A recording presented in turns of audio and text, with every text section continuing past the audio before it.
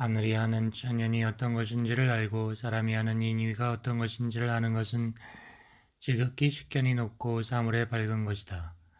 하늘이 하는 천연이 어떤 것인지를 알면 능히 자연 섭리의 수능에 살고 사람이 하는 인위가 어떤 것인지를 알면 능히 그 지혜로 하는 양생의 이치에 따라 그 지혜로 알지 못하는 천연의 수명을 보양해 천수를 다하고 중도에 요절하지 않나니 이는 진정 알매 극치이다.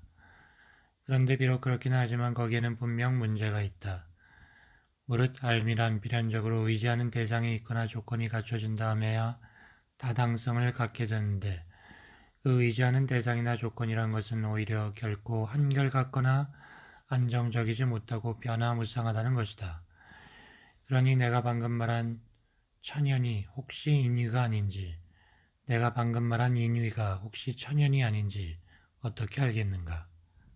결국 진인이 있은 연후에야 비로소 진지, 즉 참된 알미 있게 되는 것이다. 그렇다면 어떤 사람을 진인이라고 하는가? 옛날의 진인은 소수자 약자라고 능멸하지도 않았고 자기의 성취를 등에 업고 사람들을 위해 군림하지 않았고 야망에 차 어떤 일을 도모하지도 않았다. 이런 사람은 때를 놓쳐도 후회하지 않고 때를 만나도 우쭐거리지 않는다. 이런 사람은 또 높은 곳에 올라가도 두려워하지 않고 불 속에 들어가도 젖지 않으며 불 속에 들어가도 뜨거워하지 않는다. 이는 곧 그 암과 식견이 능히 높고 더 높이 대도의 경지에까지 다다라 있는 사람은 진정 이와 같다는 것을 말해준다. 옛날에 진이는 잠잘 때는 꿈을 꾸지 않았고 깨어있을 때는 시름이 없었고 음식 먹을 때는 진미를 찾지 않았고 숨을 쉬는 것은 깊고 나직해 편안하기 그지없었다. 진해는 호흡을 용천으로 하지만 보통 사람은 호흡을 목구멍으로 한다. 논쟁하며 상대방의 논밖에 말문이 막힌 사람은 목구멍이 막힌 것처럼 말을 더듬더듬하고 양락적 탐욕이 깊고 큰 사람은 천생의 지혜가 얕고 무디다. 옛날에 진이는 사는 것을 기뻐할 줄도 몰랐고 죽는 것을 싫어할 줄도 몰랐으며 태어난 것을 기뻐하지도 않았고 죽는 것에 한가하지도 않았으니 그저 아무런 얽매임 없이 절로 가고 아무런 얽매임 없이 절로 올 따름이었다. 그들은 자연에서 왔음을 잊지 않았고 죽어서도 자연으로 돌아갈 뿐 다른 귀처를 구하지 않았다. 또한 어떤 일이든 유유히 받아들여 기꺼워하고 사람의 속정을 잊고 자연의 순리를 따랐다. 이를 일러 인간의 욕심으로 대도의 정신을 훼손하지 않고 인위의 불찰로 자연의 섭리를 거스르지 않는 것이라 할 것이다. 이런 사람을 일컬어 진인이라 한다. 이런 사람은 그 마음을 오직 대도에 쏟을 뿐 용모는 한껏 평온하며 이마는 넓고 순박함이 넘친다. 또 냉엄하기는 스산한 가을날 같고 온화하기는 따스한 봄날 같으며 기뻐하고 노여워함은 마치 사철의 변화처럼 자연스럽고 만물과 한껏 어울려 조화를 이루니 그 사상의 끝을 알 수 없다. 그러므로 성인은 군사를 부려 적국을 멸망시켜도 그 나라 민심을 잃지 않고 이익과 혜택을 널리 만세에 베풀지만 결코 애써 사람을 편애하는 것은 아니다. 그러므로 애써 만물과 상통하며 한 가지 힘을 즐긴다면 그런 이는 성인이 아니며 애써 친애하는 바가 있다면 그런 이는 인인이 아니며 애써 천시에 맞추려고 한다면 그런 이는 현인이 아니며 이익과 손해를 통요하지 않는다면 그런 이는 군자가 아니며 명성을 추구하면서 자기의 본성을 잃는다면 그런 이는 선비가 아니며 어떤 일로 인해 목숨을 잃는 데다 그 천성에도 맞지 않는다면 그런 이는 무사람을 부릴 수 있는 사람이 아니다. 예를 들면 호불의, 무광, 백의, 숙제, 기자, 서여, 기타, 신도, 적 등은 모두 다른 사람의 부림을 받으면서 다른 사람의 안락은 이루어 주었지만 스스로 자기 안락을 이루지 못한 사람들이다. 과거 진이는 그 정신적 형상이 높고도 크게 우뚝하지만 결코 무너지지 않으며 뭔가 부족한 듯하지만 결코 달리 더 못할 것이 없다. 홀로 우뚝 뛰어나며 한가롭고도 편안히 처하지만 결코 고집스럽지 않고 속정 없이 맑고 깨끗한 마음을 사뭇 크게 펼치지만 결코 내실 없이 겉만 화려하지 않다. 마치 깊은 듯한 가운데서 매양 명랑 유쾌하고 진정 부득이한 연후에야 비로소 행동한다. 맑은 적수처럼 청아한 용모는 우리를 밝은 용색을 갖도록 이끌고 너그럽고 두터운 덕은 우리를 미덕에 머물게 한다. 광대한 영혼은 온 세상을 포용할 듯하고 고원한 기상은 어떠한 구속도 거부한다. 심원한 내덕을 헤아리기 어려움에 즐겨 그 자아를 닫는 듯하고 진정 만물의 무심함에 하고픈 말도 있는다. 나라를 다스림에 있어 형법을 근원으로 하고 예법을 보조로 하며 지혜를 써서 시세를 살피고 도덕을 언행의 표준으로 삼는다. 형법을 근본으로 하는 것은 죄인을 최양함에 최대한 관대함을 더하고자 하며 예법을 보조로 하는 것은 예의 범죄를 세상에 확산시키고자 하며 지혜로 시세를 살피는 것은 만사의 부득이한 연후에야 진퇴하고자 하며 도덕을 언행의 표준으로 삼는 것은 이를테면 처세함에 마치 다리심이 강한 이의 도움을 받아 산언덕을 올라가지만 사람들은 오히려 진정각자가 스스로 부지런히 걸음을 재촉한 결과라고 여기도록 하고자 합니다. 으릇 하늘과 사람은 하나이니 사람이 좋아해도 하나요 좋아하지 않아도 하나다. 또 사람이 하늘과 사람이 하나라고 여겨도 하나요 하나라고 여기지 않아도 하나이다. 사람이 하늘과 사람이 하나라고 여기는 것은 하늘을 본받는 것이고 하나라고 여기지 않는 것은 사람을 따르는 것이다. 요컨대 하늘과 사람은 결코 서로 모순 드립되지 않나니 이를 체득 실행하는 사람을 진인이라고 한다. 삶과 죽음은 천명이요 운명이니 그것은 밤과 낮이 끊임없이 교체 운행하는 것 같아서 운명천지자연의 법칙일 뿐이다. 이처럼 세상에서 사람이 관여할 수 없는 것들은 모두 자연스러운 만물 변화의 실정이다. 사람들은 단지 하늘을 아버지로 여기고 온몸과 마음을 다 바쳐 우러러받들거늘 하물며 그 위상이 하늘을 뛰어넘는 때에도야 어찌 말할 나위가 있겠는가. 사람들이 단지 나라를 다스리는 군주가 자기보다 우월하다고 여기어 군주에게 온몸과 마음을 다 바쳐 충성하거늘 하물며 우주 만물을 주재하는 때도야 어찌 더 말할 나위가 있겠나. 샘물이 마르고 난 뒤에 물고기들이 함께 땅 위에서 공경에 처해 있으면서 서로가 습기를 풀어주고 서로 침을 적셔주기보다는 차라리 강과 호수에서 서로를 망각한 채 자제함이 낫다. 또 요임금의 성명함을 찬미하고 거로왕의 포악함을 비난하기보다는 차라리 양자의 시시비비를 다 잊고 대도와 하나 되는 것이 낫다. 무릇 대자연은 우리에게 형체를 부여해 의탁해 하는가 하면 생명을 부여해 열심히 일하게 하고 늙음을 부여해 안위를 누리게 하는가 하면 죽음을 부여해 안식케 했다. 그러므로 나의 삶을 적절히 안배한 대자연은 또한 곧 나의 죽음을 적절히 안배하는 존재인 것이다. 무릇 배를 산골짜기에 감춰두고 통발을 못속에 감춰두면 안전하다고 생각할 것이다. 하지만 한밤중에 장사가 그것들을 짊어지고 가버릴 수도 있거늘 한잠을 자는 사람은 전혀 알아차리지 못할 것이다. 작은 것을 큰 것에 감추어두는 것은 분명 적절하지만 그래도 여전히 잃어버릴 수 있는 것이다. 만약 천하 만물을 천하에 감추어 맡겨둔다면 결코 잃어버리지 않을 것인데 그것은 바로 만물이 영원할 수 있는 지극히 당연한 이치이다. 사람들은 단지 사람의 형체를 얻은 것만으로 무척이나 기뻐한다. 하지만 세상에는 사람의 형체와 같은 수많은 사물들이 천변만화하며 일찍이 그 끝이 없었거니 앞으로 그렇게 즐거움을 얻을 일을 어찌다 이루 헤아릴 수 있겠는가. 그러므로 성인은 장차 만물을 잃어버리지 않을 영역과 경지에서 논일며 천지와 공존하게 된다. 이처럼 젊음과 늙음 그리고 삶과 죽음에 두루 편안히 순응하는 일을 사람들이 오히려 너나 없이 본받거늘 하물며 만물이 귀속하고 일체의 변화가 의지하는 때도야 어찌 더 말할 나위가 있겠는가. 무릇 또는 진정 실질이 있는가 하면 또 그것을 실증할 기운을 가지고 있지만 의도적으로 뭔가를 행함이 없고 또 어떤 형체도 없다.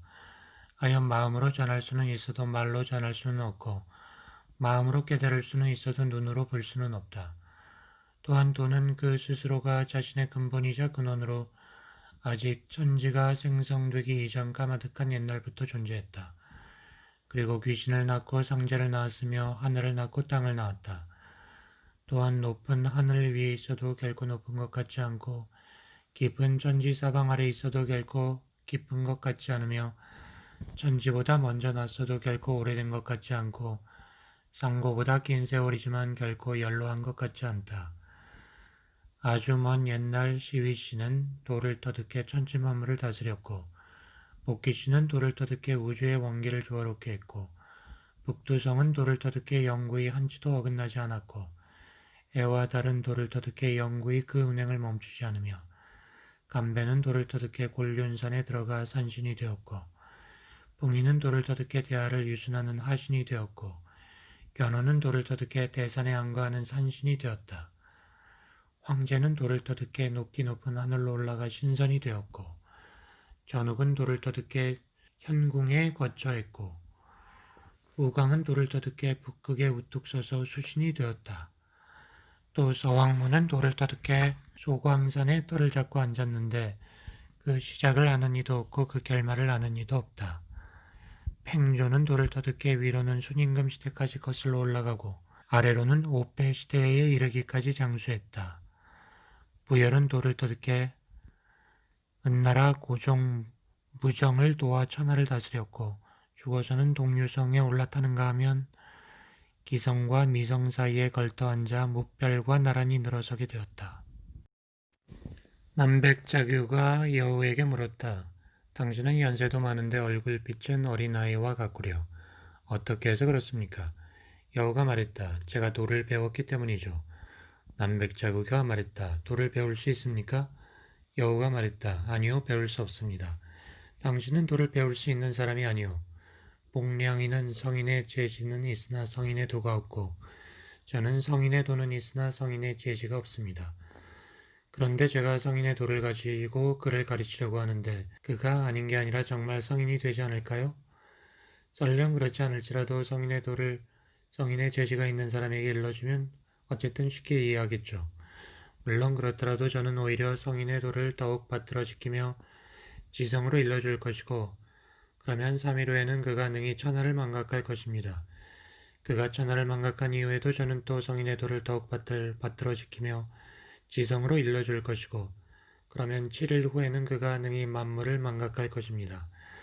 그가 만물을 망각한 이후에도 저는 또 성인의 도를 더욱 받들어 지키며 지성으로 알려줄 것이고 그러면 9일 후에는 그가 능히 자아를 망각할 것입니다.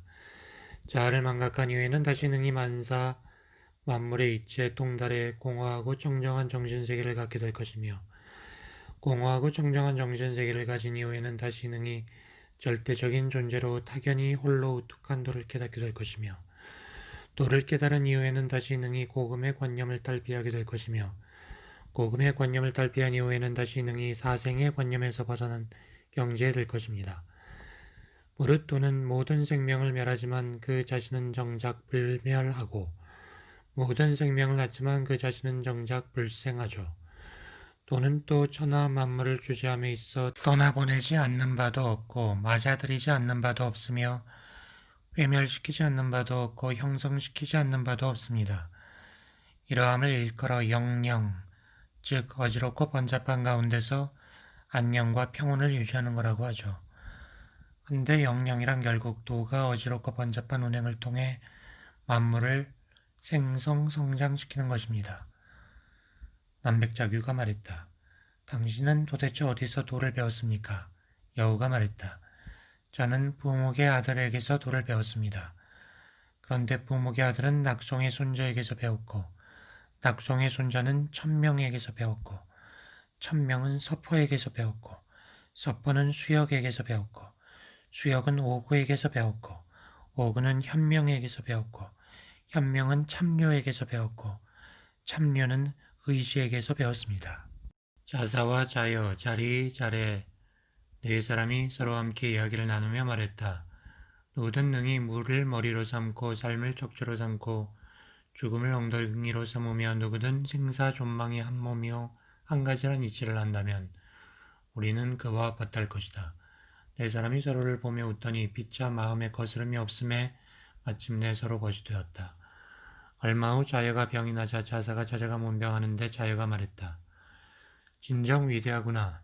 무릇 조물주 대도가 장차 나를 이렇게 곱사등이로 만들려 했다니.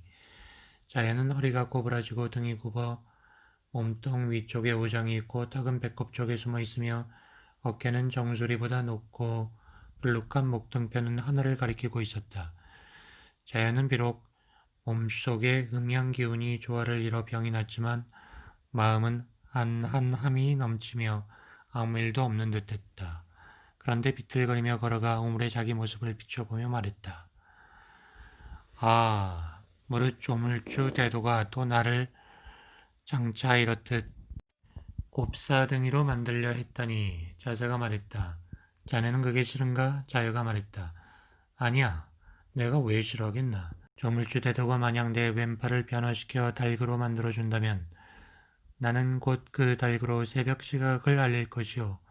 만약 내 오른팔을 변화시켜 탕공으로 만들어준다면 나는 곧 그 탕공으로 올빼미를 잡아 구이를 할 것이요.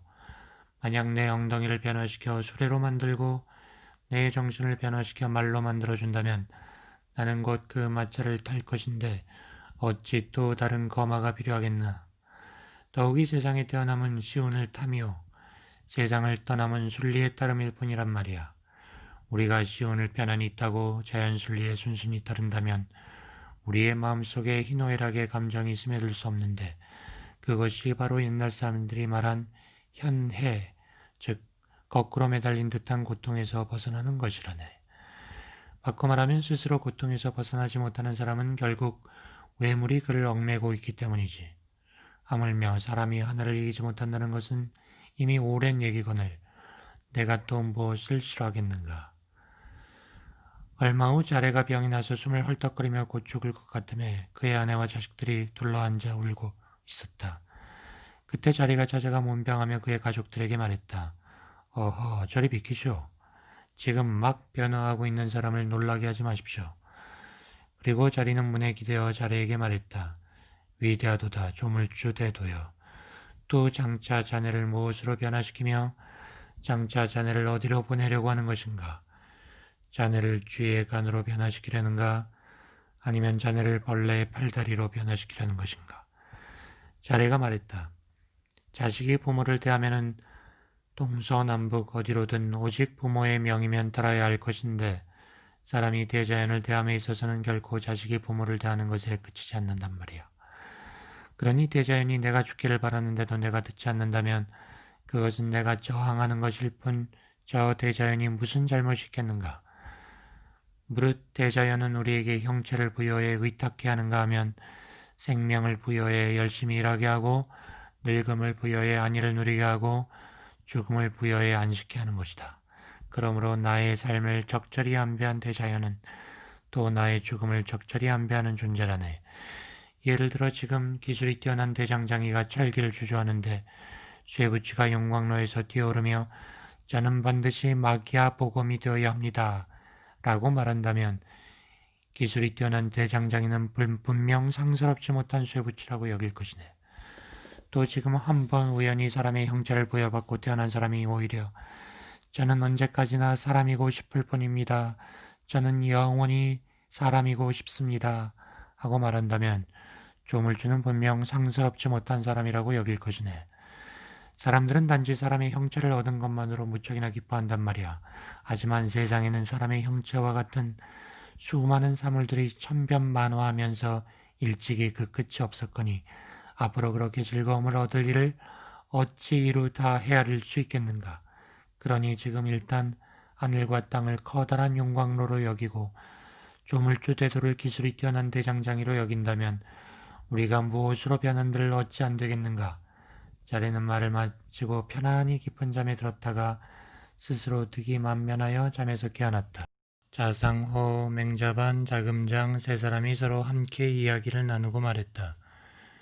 누가 능히 서로 교유함에 무심한 가운데 저절로 서로 교유하며 서로 도움에 무심한 가운데 저절로 서로 도울 수 있는가?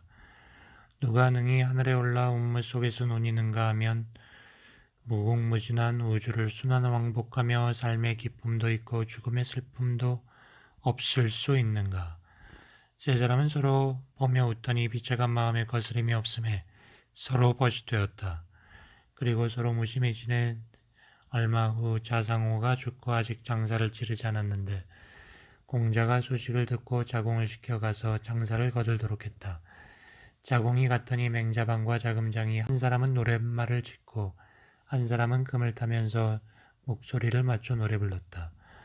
오 상호여, 오 상호여. 자네는 이미 대자연으로 돌아갔건만 우리는 아직도 세속의 사람으로 살고 있다.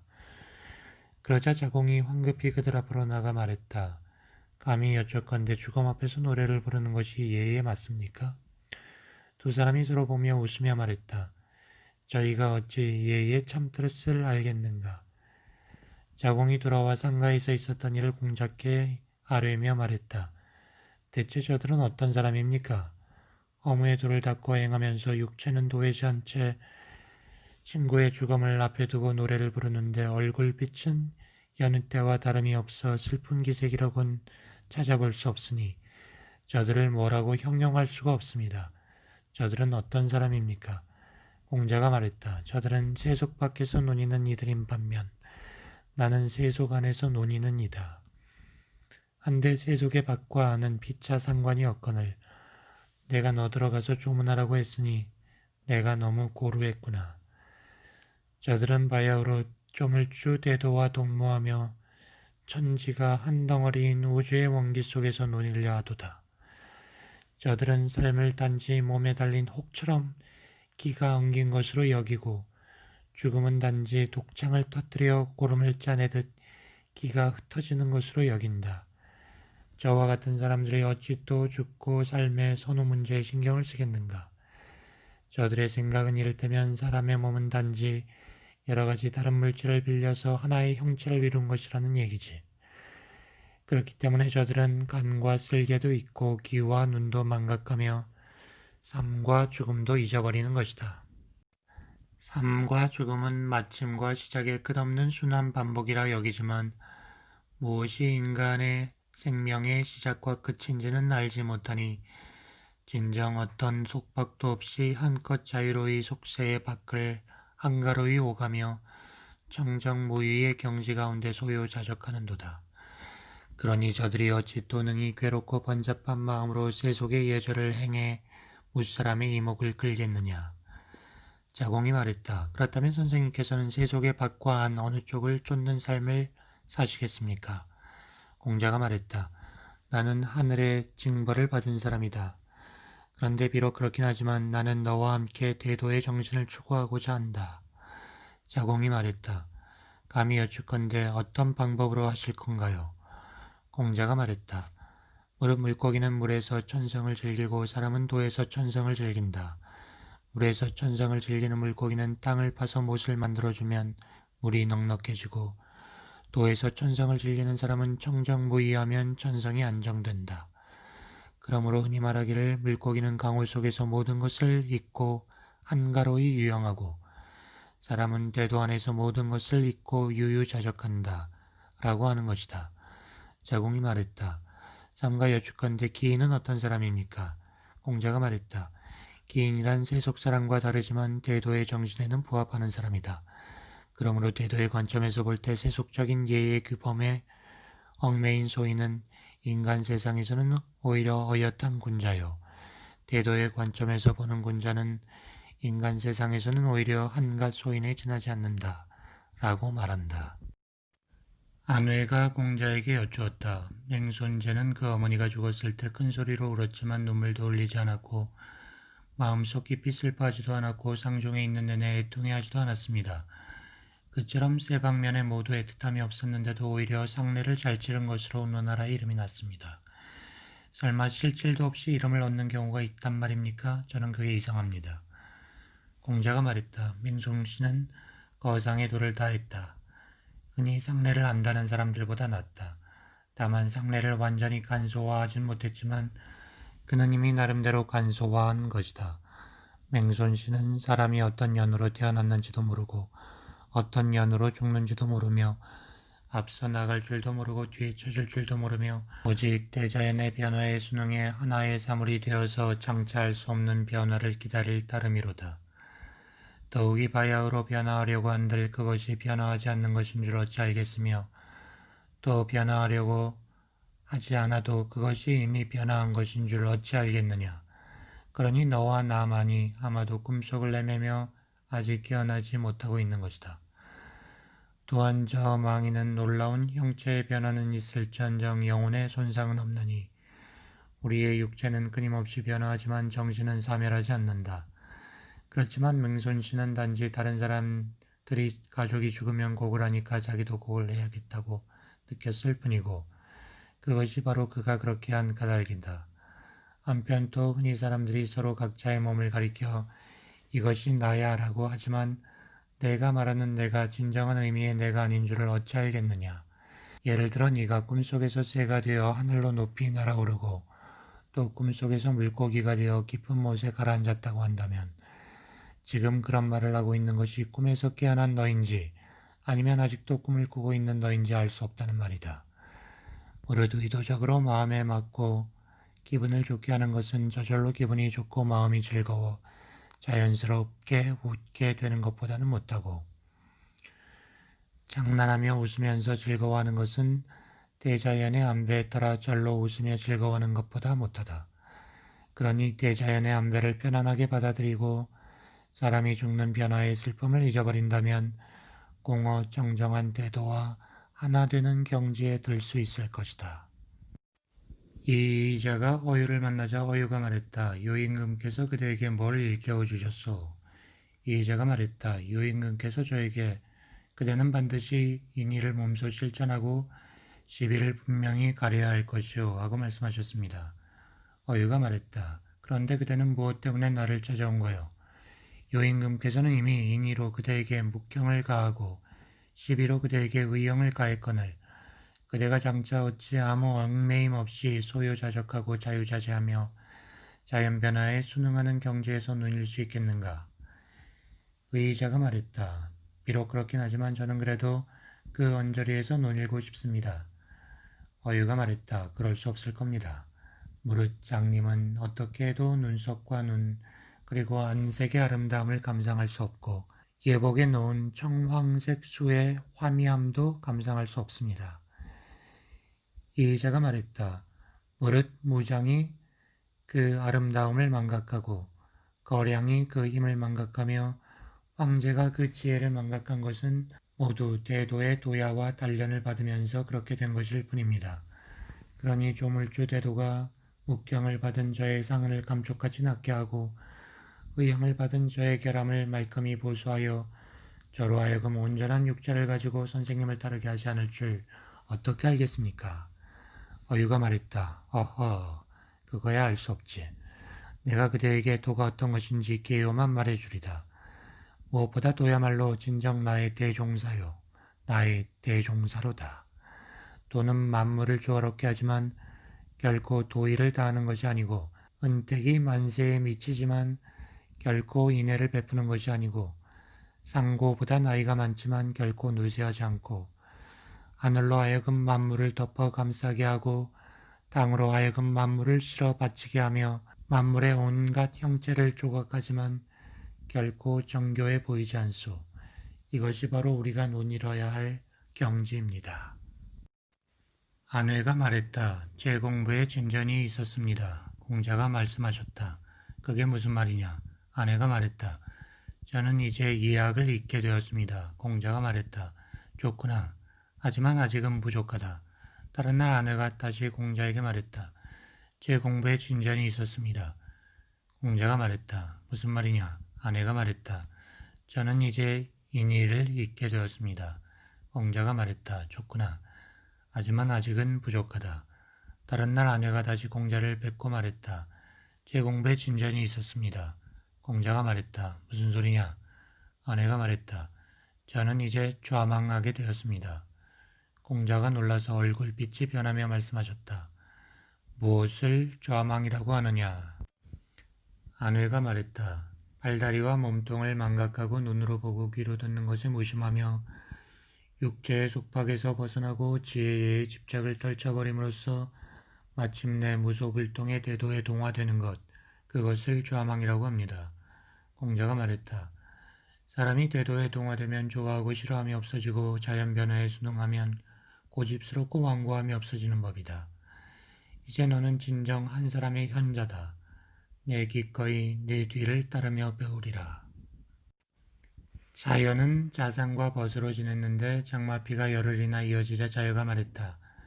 자상은 살림이 가난하니 아마도 굶주려서 쓰러졌을 거야. 그러고는 밥을 싸가지고 그에게 먹이려고 갔다. 그런데 자상의 집 문 앞에 이르자 안에서 노래하는 것 같기도 하고 우는 것 같기도 한 소리가 들리는가 싶더니 이내 금을 타면서 노래하기를 나를 가난에 허덕이게 한 것은 아버지인가 어머니인가 아니면 하늘인가 사람인가 하는데 쇠약한 기력이 노래하는 소리를 이기지 못하는 듯 노랫소리가 한없이 작고 약한 데다 곡조도 이루지 못하고 그저 가사를 가쁘게 중얼거리고 있었다. 자여가 안으로 들어가서 물었다. 자네 노래를 부르는 게 가락도 맞지 않고 어째 그런가?